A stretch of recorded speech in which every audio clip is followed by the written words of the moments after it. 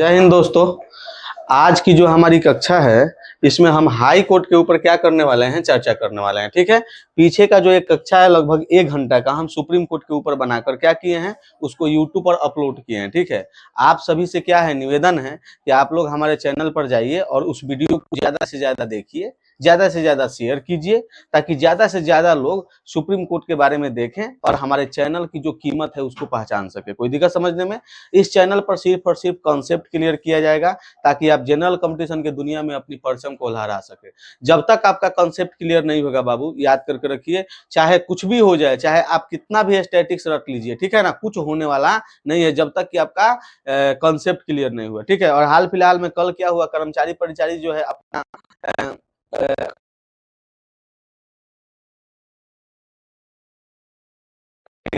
कितना गया था, 80 गया था। अब आप बताइए, किसी भी एग्जाम में 80% स्टैटिक्स तो पूछेगा नहीं। जब तक आपका कंसेप्ट क्लियर नहीं होगा तब तक आप वर्तमान समय में किसी एग्जाम को फेस नहीं कर पाइएगा। ठीक है। तो चलिए, और क्लास को शुरू करने से पहले आपसे एक विनती है कि आप लोगों को यदि हमारा कंटेंट अच्छा लग रहा है तो आप हमारे चैनल को सब्सक्राइब कीजिए, शेयर कीजिए, लाइक कीजिए, ये सब करना मत भूलिए आप लोग। ठीक है ना। चलिए, आज हम अब हाई कोर्ट के ऊपर क्या करते हैं, अपने जो भी कहानी है उसको चालू करते हैं। ठीक है। चलिए, तो ये हाई कोर्ट जिसे उच्च न्यायालय कहा जाता है, ठीक है, हिंदी में, इसकी चर्चा 214 से 232 के बीच में किया गया है। यानी आर्टिकल 214 से लेकर 232 के बीच में हाई कोर्ट है। कौन है? हाई कोर्ट है। ठीक है। अब ध्यान दीजिएगा, हाई कोर्ट को लेकर यदि हम इतिहास से हम चर्चा करेंगे और वर्तमान समय तक इसको क्या करेंगे, पढ़ेंगे, और प्रेजेंट समय में हाई कोर्ट की क्या महत्व है इसको हम देखेंगे, हाई कोर्ट की क्या कार्य है और हाई कोर्ट किस लिए है, इसको हम समझने की अच्छी तरीके से कोशिश करेंगे। और भारतीय संविधान में इसको स्थान मिला हुआ है तो रटने की नहीं, समझने की कोशिश करेंगे। ठीक है। क्योंकि यह संविधान हमारा क्या है, अधिकार है। चलिए, तो ध्यान दीजिएगा, 1861 का एक अधिनियम आया था। ठीक है। अंग्रेजों के द्वारा लाया गया था 1861 का अधिनियम। और 1861 का अधिनियम जो था ना, न्यायपालिका से जुड़ा हुआ था। अंग्रेज ये देख रहे थे कि, याद करके रखिएगा, कि हम तो अत्याचार कर रहे हैं लेकिन न्याय करने के लिए एक संस्था की स्थापना की जाए जहां पर ये लोग जाएंगे। ठीक है। ताकि कुछ दिनों तक क्या होगा, बात को दबाया जाएगा। ठीक है ना। तो इन सभी उद्देश्यों, अंग्रेजों का तो उद्देश्य ही था कूटनीति। ठीक है ना। तो 1861 ईस्वी में, कब बाबू, 1861 ईस्वी में एक अधिनियम लाया गया था। तो 1861 के अधिनियम से 1862 ईस्वी में भारत में 3 हाई कोर्ट की स्थापना किया गया था। कहां कहां पर? तो कोलकाता में, या मुंबई में, और यहां मद्रास में। तो कोलकाता हाई कोर्ट, मुंबई, या मुंबई हाई कोर्ट, या Bombay high court, Madras high court, Chennai या मद्रास हाई कोर्ट। ठीक है। तो 3 हाई कोर्ट की स्थापना 1862 ईस्वी में किया गया था। कब किया गया था? 1862 ईस्वी में किया गया था। आगे चलकर 1866 ईस्वी में उत्तर प्रदेश में इलाहाबाद हाई कोर्ट की स्थापना किया गया। ठीक है। तो यूपी के इलाहाबाद हाई कोर्ट की स्थापना 1866 ईस्वी में किया गया। ठीक है। आगे चलते हुए 1916 ईस्वी में पटना हाई कोर्ट की स्थापना किया गया। पटना हाई कोर्ट की स्थापना कब किया गया? 1916 ईस्वी में। ठीक है ना। तो पटना हाई कोर्ट की स्थापना 1916 ईस्वी में किया गया। पूरा अगर ईस्वी देखा जाएगा तो पटना हाई कोर्ट की स्थापना 3 फरवरी 1916 ईस्वी को किया गया। कब किया गया?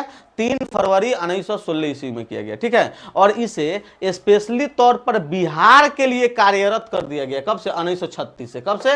1936 से कहा गया कि आप सिर्फ और सिर्फ बिहार का जो न्याय व्यवस्था है इसको क्या कीजिएगा, संभालिएगा। ठीक है ना। अब ध्यान दीजिएगा, तो ये था। ठीक है। बिहार के बारे में अगर देखा जाएगा, वर्तमान समय में बिहार का जो पटना हाई कोर्ट है उसमें मुख्य न्यायाधीश के स्थान पर कार्यवाहक मुख्य न्यायाधीश है। ठीक है ना। कौन है? कार्यवाहक मुख्य न्यायाधीश है। ठीक है।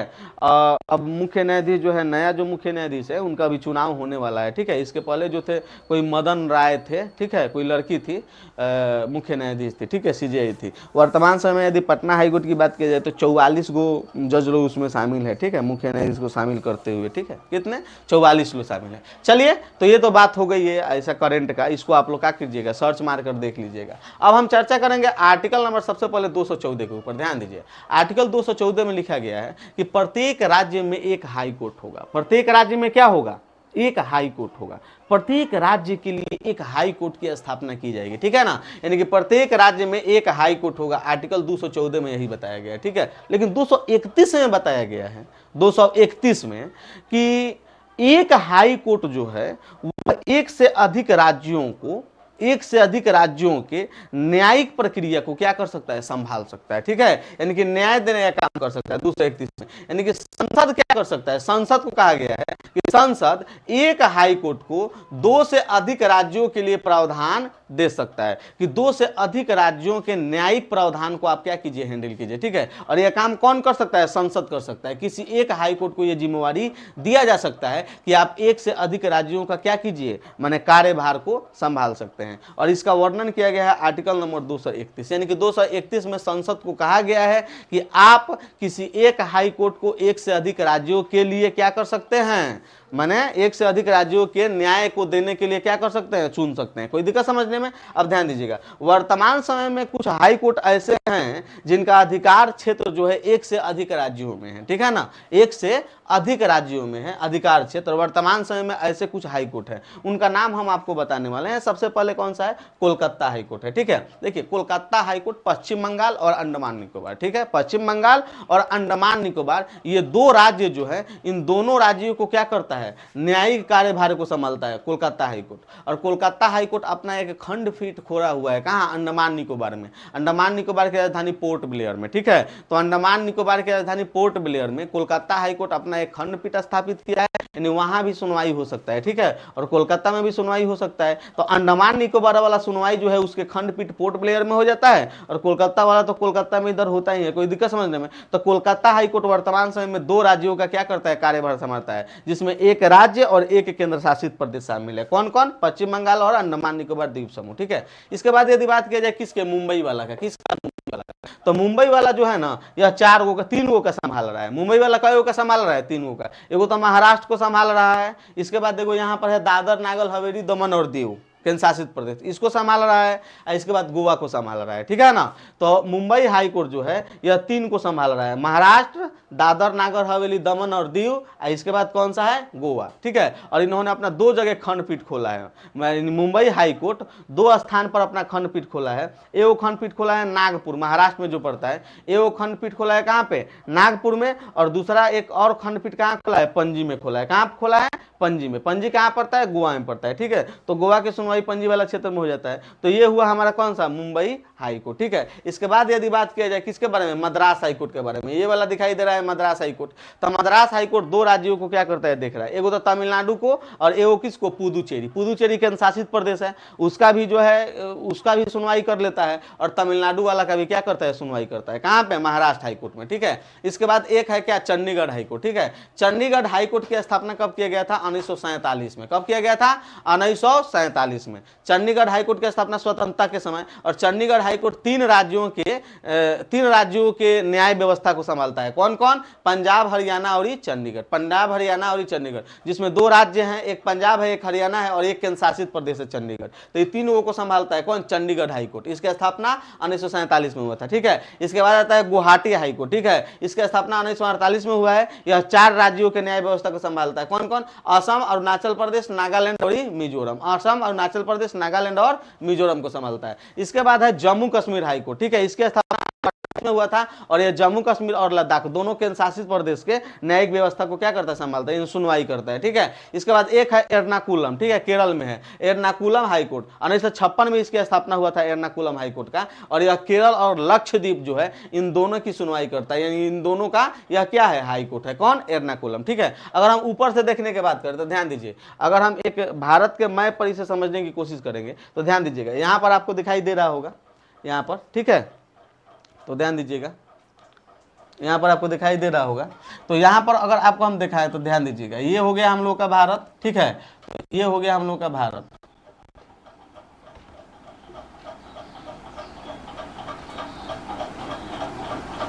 इसको ऐसे मान लेते हैं, ये है जम्मू कश्मीर। ठीक है, तो जम्मू कश्मीर हाई कोर्ट हो गया, यहाँ पर चंडीगढ़ हाई कोर्ट हो गया। इसके अलावा ये कहते हैं यहाँ पर पश्चिम बंगाल में हो गया हमारा कौन सा, कोलकाता हाई कोर्ट। यहाँ पर हो गया गुवाहाटी हाई कोर्ट। यहाँ पर हो गया हमारा कौन सा, मुंबई, यानी कि मुंबई हाई कोर्ट। यहाँ पर हो गया मद्रास हाई कोर्ट। इधर हो गया एर्नाकुलम हाई कोर्ट। ठीक है, देखिए तो कैगो हो गया, 1 2 3 4 5 6, एगो और कौन बच गया बाबू, तो एगो हम लोग का बच गया, एर्नाकुलम हाई कोर्ट हो गया, मद्रास हाई कोर्ट हो गया, मुंबई हाई कोर्ट हो गया। ठीक है, इलाहाबाद हाईकोर्ट, नहीं इलाहाबाद हाईकोर्ट नहीं बाबू, एक हम लोग का बच गया, जम्मू कश्मीर वाला तो हुई, हाँ जम्मू कश्मीर हाई कोर्ट है, वो कौन, जम्मू कश्मीर, यानी कि 7 वर्तमान समय में ऐसे हाई कोर्ट हैं जो कि एक से अधिक राज्यों का कार्यभार संभाल रहे हैं। ठीक है, ये जम्मू कश्मीर वाला जम्मू कश्मीर लद्दाख का, ये चंडीगढ़ वाला चंडीगढ़ पंजाब और हरियाणा का संभाल रहा है, कोलकाता वाला कोलकाता और अंडमान निकोबार का, ये यहाँ पर है गुवाहाटी, गुवाहाटी वाला असम, अरुणाचल प्रदेश, नागालैंड, मिजोरम का, यहाँ पर जो है मुंबई, मुंबई वाला किसका, मुंबई, गोवा और दादर नगर हवेली दमन और दीव का, दमन और दीव का, और यहाँ पर एर्नाकुलम जो है, एर्नाकुलम और किसका, लक्षद्वीप का, और यहाँ पर जो है कौन सा, तमिलनाडु मद्रास वाला, तो यह तमिलनाडु और किसका, पुदुचेरी का, ये संभाल रहा है। ठीक है ना, तो ये सब आप लोगों को एक शॉर्ट में आप लोग देख लिए होंगे। ठीक है ना, चलिए आगे बढ़ते हैं। आर्टिकल 215 के ऊपर क्या कर रहे हैं, चर्चा कर रहे हैं। ठीक है, आर्टिकल देखिए 129 में सुप्रीम कोर्ट को बताया गया है कि सुप्रीम कोर्ट एक अभिलेख न्यायालय होता है। क्या होता है बाबू, अभिलेख न्यायालय। सुप्रीम कोर्ट एक अभिलेख न्यायालय की तरह होता है। ऐसे ही आर्टिकल 215 में बताया गया है कि हाई कोर्ट एक अभिलेख न्यायालय होता है। किसके लिए, अपने अधीनस्थ जितना भी जिला न्यायालय है उसके लिए। ठीक है, और यह बताया गया है कि जिला न्यायालय जो है वे हाई कोर्ट के किसी भी फैसले को मानने के लिए क्या है, बाध्यकारी है। ठीक है ना, हाई कोर्ट कोई भी फैसला यदि सुना दे तो उसे जिला न्यायालय के लोगों को मानना क्या है, बाध्यकारी है। कौन दिक्कत समझने में। अब इसके बाद हम देखेंगे किसके बारे में, 217 के बारे में। 217 में देखिए क्या लिखा है, हाई कोर्ट के जो जज हैं ना उनकी नियुक्ति और योग्यता से संबंधित बातों के बारे में चर्चा किया गया है। किसमें, 217 में। तो 217 में हाई कोर्ट के जजों की नियुक्ति और योग्यता से संबंधित प्रावधानों का क्या किया गया है, उल्लेख किया गया है। ठीक है, और यह बताया गया है कि उसकी योग्यता क्या होनी चाहिए, तो ध्यान दीजिएगा, भारत का वह नागरिक हो, अधिक से अधिक 62 साल से अधिक उम्र नहीं होना चाहिए। ठीक है, इसके अलावा 10 साल तक वकील हो या कोनो न्यायिक सेवा में रहा हो तो उसे क्या किया जाएगा, हाई कोर्ट का जज बनाया जा सकता है। ठीक है ना, अब ध्यान दीजिएगा, इनकी नियुक्ति के बारे में बात किया जाता है। तो हाई कोर्ट के जजों की नियुक्ति राष्ट्रपति के द्वारा की जाती है। किसके द्वारा की जाती है, राष्ट्रपति के द्वारा। हाई कोर्ट के जजों की नियुक्ति राष्ट्रपति के द्वारा की जाती है। राष्ट्रपति की कैसे नियुक्ति करते हैं हाई कोर्ट के जजों की, तो राष्ट्रपति क्या करते हैं कि राज्यपाल से, किससे पूछते हैं, राज्यपाल से पूछते हैं। इसके अलावा हाई कोर्ट का, यानी कि जिस हाई कोर्ट में नियुक्त करना है उस हाई कोर्ट के मुख्य न्यायाधीश से, ठीक है, और इसके अलावा कोलिजियम के सलाह पर। ठीक है, यानी कि यह 3 जो कंडीशन है इसके आधार पर क्या किया जाता है, हाई कोर्ट के जजों की नियुक्ति की जाती है। तो हाई कोर्ट के जजों की नियुक्ति राष्ट्रपति महोदय के द्वारा किया जाता है। किसके द्वारा किया जाता है, राष्ट्रपति महोदय के द्वारा किया जाता है। ठीक है ना, हाई कोर्ट के जजों की नियुक्ति राष्ट्रपति महोदय के द्वारा किया जाता है। राष्ट्रपति क्या करते हैं, राज्यपाल से क्या करते हैं, राज्यपाल के सलाह पर। इसके अलावा हाई कोर्ट के, जिस हाई कोर्ट में नियुक्त करना है उस हाई कोर्ट के मुख्य न्यायाधीश और साथ में कोलिजियम के सलाह पर क्या करते हैं, हाई कोर्ट के जजों की नियुक्ति करते हैं। ठीक है ना, अब शपथ की बात हो गई। ठीक है, तो हाई कोर्ट के जो जज हैं ना इनको शपथ दिलाने का काम, हाई कोर्ट के जज को शपथ दिलाने का काम राज्यपाल करते हैं या राज्यपाल के द्वारा नियुक्त कोई व्यक्ति। ठीक है, हाई कोर्ट के जजों की शपथ की चर्चा अनुसूची 3 में की गई है। ठीक है, और ये संविधान के प्रति सच्ची श्रद्धा व निष्ठा का शपथ लेते हैं। ठीक है, हाई कोर्ट के जो भी जज होते हैं वे संविधान के प्रति सच्ची श्रद्धा व निष्ठा की क्या करते हैं, शपथ लेते हैं। सच्ची श्रद्धा व निष्ठा का क्या करते हैं, शपथ लेते हैं। सच्ची श्रद्धा व निष्ठा का शपथ लेते हैं। ठीक है ना, सच्ची श्रद्धा और निष्ठा का क्या करते हैं, शपथ लेते हैं। ठीक है, अब ध्यान दीजिएगा।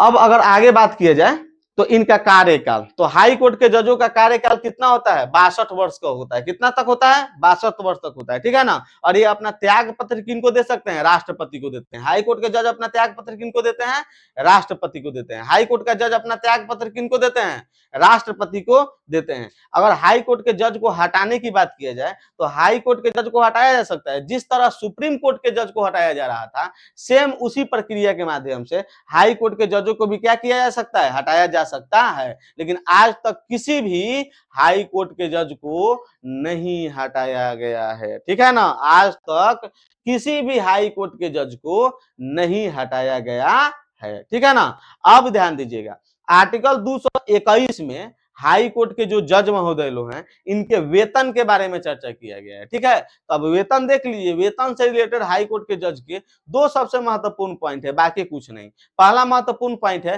कि हाई कोर्ट के जो जज हैं इनको वेतन राज्य के संचित निधि से दिया जाता है। जबकि इनको पेंशन जब देने की बात किया जाएगा तो पेंशन भारत सरकार के संचित निधि से दिया जाएगा। ठीक है, तो हाई कोर्ट के जजों को वेतन राज्य के संचित निधि से और पेंशन भारत सरकार के संचित निधि से दिया जाता है। ठीक है, हाई कोर्ट में जो मुख्य न्यायाधीश होते हैं उनका वेतन 2,50,000 होता है और जो अन्य न्यायाधीश होते हैं उन लोगों का वेतन कितना होता है, 2,25,000 रुपये होता है। ठीक है, अब ध्यान दीजिएगा। इसके बाद अब हम लोग चर्चा करने वाले हैं हाई कोर्ट के आगे के बातों के ऊपर। ठीक है, तो ध्यान दीजिएगा। अब हम लोग चर्चा करेंगे हाई कोर्ट के क्षेत्राधिकार के बारे में। किसके बारे में?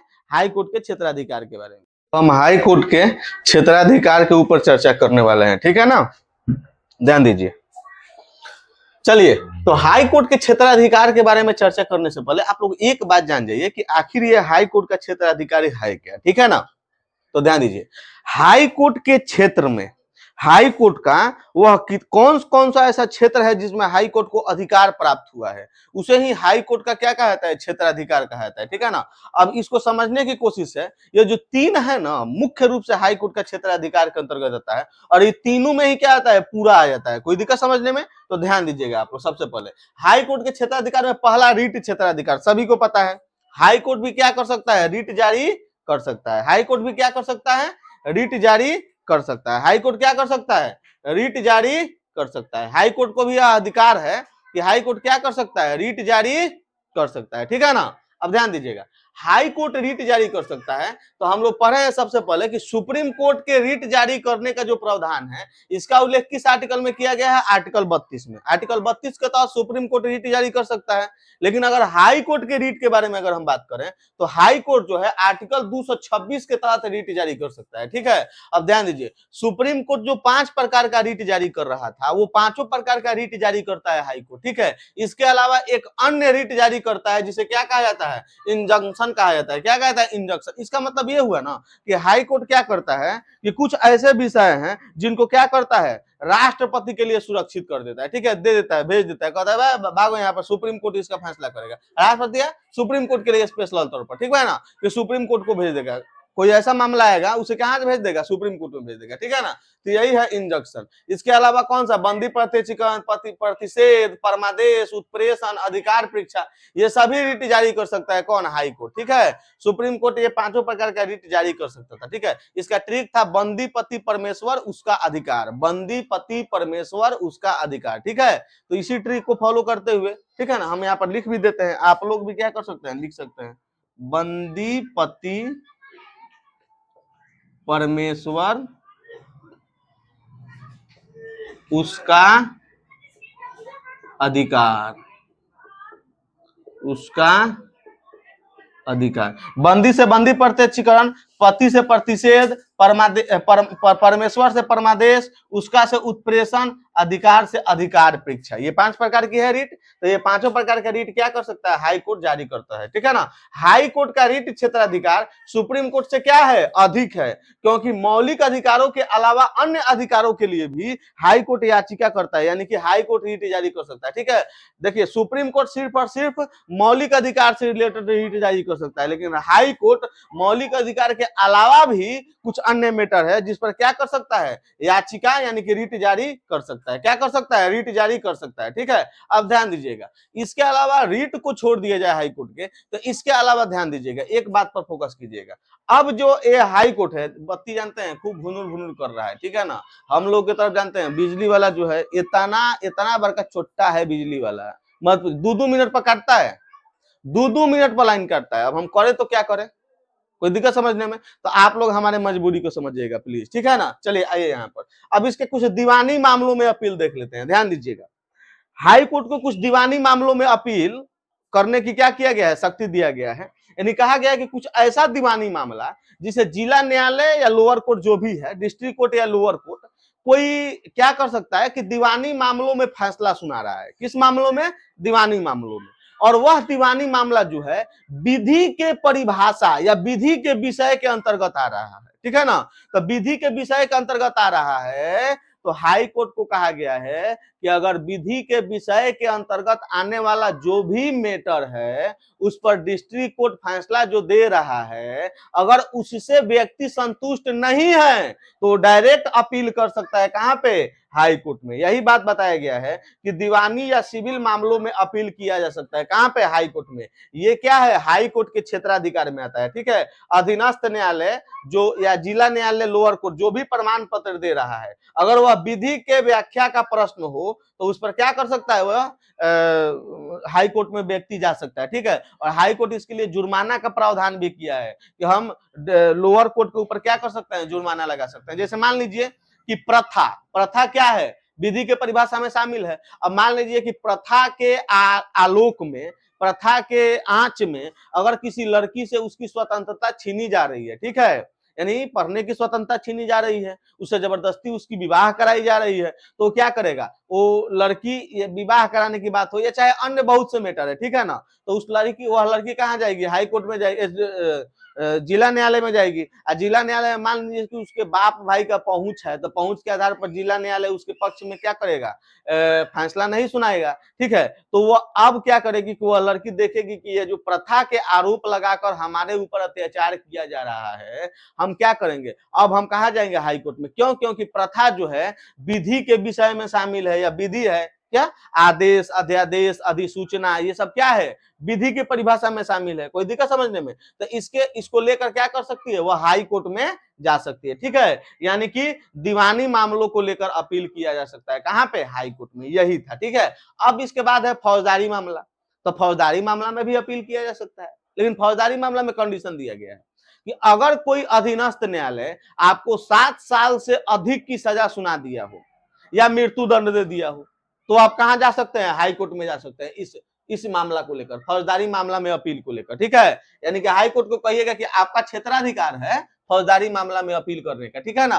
तो हम अपील कर रहे हैं आपके पास, देखिए हमको डिस्ट्रिक्ट कोर्ट जो है 10 साल की सजा सुना दिया है, और आप कहे हैं कि 7 साल से यदि अधिक सजा सुनाया जाएगा तो आप हाई कोर्ट में पहुंच सकते हैं अपने जो भी कांड किए हैं उसको लेकर, कि ये कांड किए हैं, इसके लिए हमको डिस्ट्रिक्ट कोर्ट इतना 10 साल का सजा सुना दिया है, आप हम पर कुछ रहम कीजिए, ठीक है ना। तब हाई कोर्ट जो है उसको देखेगा, उसकी सुनवाई करेगा, ठीक है ना।